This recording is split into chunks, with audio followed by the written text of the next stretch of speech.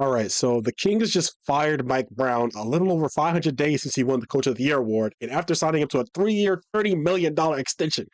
And Kings at the time were coming off a 5-game losing streak after losing to the Detroit Pistons, where lack of effort, defensive miscommunication by franchise player De'Aaron Fox cost them the game. And they just lost to the Lakers under the new head coach, Doug Christie, who was the assistant coach. How do I feel about this? Well, to be honest, I think it's short-sighted at best and pretty stupid at worst. And that's not to say I think Mike Brown was a perfect coach. I'm not 1,000% tapped into Kings games or anything like that. I just seen some complaints about Keon Ellis getting DMPs, even though he's really liked and favored by the Kings fan base for his great defense. And his plus minus is super high. But you got to understand, Mike Brown was a huge part of the Fox and Sabonis led team that took the Kings to the playoffs for the first time in literal decades. I think the last time the Kings were in the playoffs, I wasn't even born, although I might have fact checked that at some point. But yeah, I saw a tweet where someone pointed out the last 10 Coach of the Year winners, and out of all those coaches, half of them were fired. The Nick Nurse, Budenholzer, Ray Casey, I believe Mike D'Antoni, and Monty Williams fired. And not all the cases are cut and dry for all these coaches, good coaches who even didn't win Coach of the Year getting fired. Like Budenholzer had his own issues of life separate from basketball. Another case of a great coach fires Ime Udoka, but it wasn't basketball related, obviously. But still, in a lot of these cases, these coaches will make teams overachieve and thus accelerate the team's timeline and or raise expectations of that team. And so once that team goes back the next year, the other teams in the league are more familiar with their game, they don't achieve as much. And so once the fans don't get that instant gratification, that organization from top to bottom, players, owners, etc., to start feeling pressure, the fingers start getting pointed. They start pointing fingers. And an issue that arises, and this is a related tangent, is when these overachieving teams don't address key problems other than maybe playoff inexperience that prevent them from going deep in the playoffs or winning the chip, and they just run it back. So 2021 Atlanta Hawks, 2024 Sacramento Kings. The Lakers, since they won in 2020, the list goes on. The Kings specifically barely did anything in the 2023 offseason. In the last offseason, yeah, they traded for DeMar, who I said in my earlier video, he could help them get to max the second round, but he didn't really address their defensive needs. And Fox and DeMar had a good amount of overlap in their skill sets, especially since Fox started spamming the mid-ranges.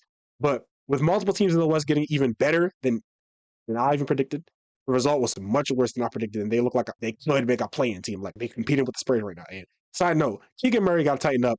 I'm not going to lie, but that's a side point. My point is, the front office are often the biggest culprits in the mishaps of a franchise, but they get so little of the blame.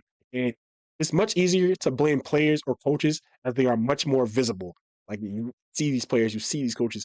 Something I saw from one of my favorite creators, TSO Sage and Sage and Souls. He talked about how, like, you don't know the owner of a lot of these NBA franchises. Like, I don't know I know Vlade Divac or whatever, but I don't know the owner of a lot of NBA franchises. I know my owners. I know freaking Bill Size, Sean Marks. I put Rob Pelinka, BD Bus, some of these heavily scrutinized owners. Okay, what's his name from the Warriors? Mike Dunleavy, who's my tell team. But, I don't know who the Pacers owner is right now. I think it was Larry Bird a while ago. I don't know who the Pacers owner is. You know what I'm saying? I don't know who the freaking Cavaliers owner is right now. I'll have to Google that. So, it's so much easier to see the coach. You see the coaches on the court, even the assistant coach you see on the court, you see the players on the court, even the general manager. You hear a lot about general managers, but a lot of times you don't think about the general manager. You don't think about the owner. So it's much easier from a fan perspective, or really from all perspectives around the team, to see the talent on the team and think positively about it or think it's going to work. And when it doesn't, because the talent doesn't work in theory or in execution, whatever, teams often work in theory, but not in execution. When it doesn't, you go to all other options before you question the quality of the talent and how those talents actually fit together. Like, you go to, oh, this player is just playing bad for a stretch. Oh, this specific player is just bad. Or, oh, I don't know, the Lakers case. It'll be like, oh, like LeBron needs to play less minutes. Oh, freaking AD needs to play more minutes. AD needs to play a center. AD needs to play a power forward. Oh, freaking, you need to put these players in this minutes in this whatever.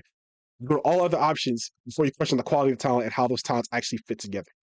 When I say the quality of talent, I mean the quality of talent holistically as a whole. I feel like these type of problems, they stem from poor team construction and or poor scouting, scouting the talents in the draft and stuff like that.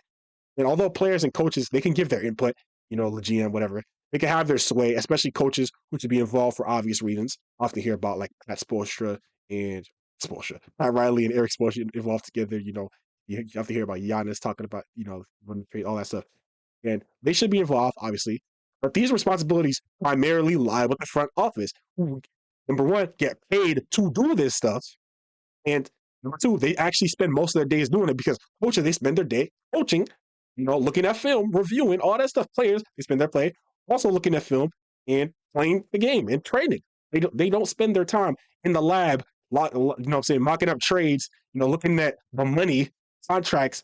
They go, oh, okay, if I take this, I'm like, come with this, come with this. Now, obviously, they go on the meetings. Obviously, Jalen Brunson, he took that pay cut. They go on the meetings, it's like, okay, if you take this amount of money, we're not going to be able to do this. So, blah, blah, blah. But they're not in the lab thinking about that is a meeting for a player. That is a meeting for a coach. That is the freaking work day for the front office and as a whole.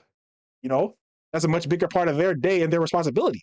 So to summarize, I believe the Kings firing Mike Brown was a short-sighted decision that was made due to the tendency of NBA organizations from top to bottom, and NBA does too, but most organizations, to point the finger away from the front office and often to the coaches.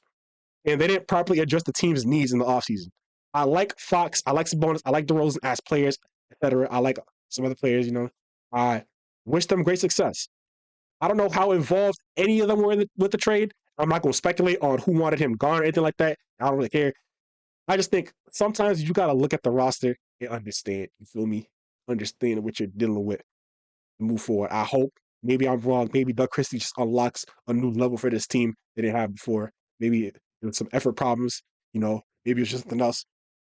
But sometimes you just got to look at the roster and say, hey, we need to do this. You know what I'm saying? You feel me? You feel me? And yeah. Thank you. Bye-bye.